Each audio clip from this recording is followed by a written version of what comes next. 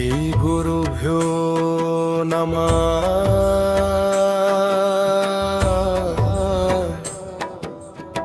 प्रेतप्रयोगनिवारणस्तोत्रम्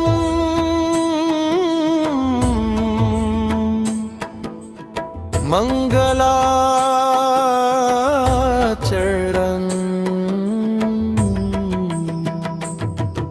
ओम श्री गणेशाय नमः। ओम गुरवे नमः। ओम आद्याशक्ते नमः।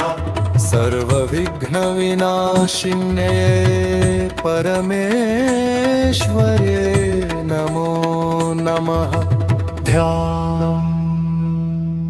ध्यायेत् रक्तारुणां देवीं त्रिनेत्रां करुणामयीं वराभयकरां शान्तां भूतप्रेतभयापहां ज्वालामालावृतां दिव्यां सिंहवाहां सनातनीं स्मिताननामम्बिकां वन्दे सर्वरक्षाप्रदायिनीं। विनियोगः अस्य श्रीप्रेतप्रयोगनिवारणस्तोत्रस्य परब्रह्म ऋषिः अनुष्टुप् छन्दः। आद्याशक्तिर्देवता प्रेतबाधानिवारणे गिरपीडाशमने आत्मबलवृद्धौ सर्वरक्षासिद्ध्यर्थे जपे विनियोगः। ऋष्यादिन्यास ओम परब्रह्मैषये नमः। शिरसि अनुष्टुप् छन्दसे नमः। मुखे आद्याशक्तिदेवताय नमः। हृदि बीजाय नमः। गुहे शक्तये नमः। पादयो कीलकाय नमः। सर्वाङ्गे करन्यासः ओम अंगुष्ठाभ्यां नमः। तर्जनीभ्यां नमः। क्लीं मध्यमाभ्यां नमः। अयानामिकाभ्यां नमः। सौकनिष्ठिकाभ्यां नमः। करतलकरपृष्ठाभ्यां नमः। अङ्गन्यासः ॐ हृदयाय नमः। ह्रीं शिरसे स्वाहा। लीं शिखाय विवषट् कवचाय हुं। सौघ्नेत्रत्रयाय वौषट् फट् अस्त्राय फट्। अर्गला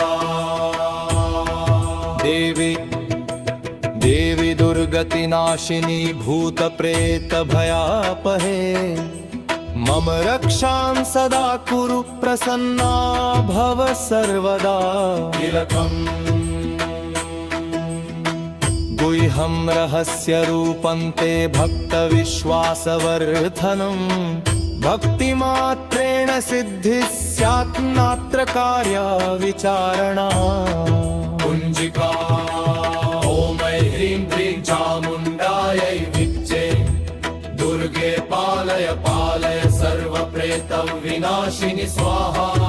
स्तोत्रम् जय देवी जगन्माते प्रेतजाल विभेदिनि। त्वदीयपाद संस्पर्शात् सर्वभीति प्रणश्यति। भूतवेतालपिशाचाये दुष्टभावसमन्विता त्वन्नामस्मरणादेव दुर्देशं प्रयान्ति ते।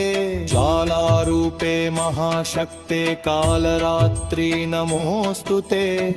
वदीयते तेजसा नित्यं दुष्टमाया पलायते।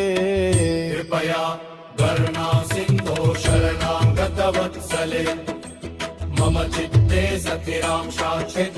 देवी देवी दयानिधे रक्ष रक्ष महादेवी गृहक्षेत्रकुलं मम। सर्वतो मङ्गलं देहि सर्वदोषं व्यपोहतु। त्वमेव शक्तिर्मे माता त्वमेव परमं बलं। त्वमेव जीवनाधारा त्वमेव शरणं मम। नमो नमस्ते विश्वेशि नमस्ते भक्तवत्सले। प्रेतप्रयोगनाशाय प्रसन्ना भव पार्वती। फलश्रुते यः श्रद्धा पठेन्नित्यं स्तोत्रमेतत् समाहितः तस्य प्रेतभयं नास्ति भवेद्रक्षा निरन्तरा। इति श्रीप्रेतप्रयोगे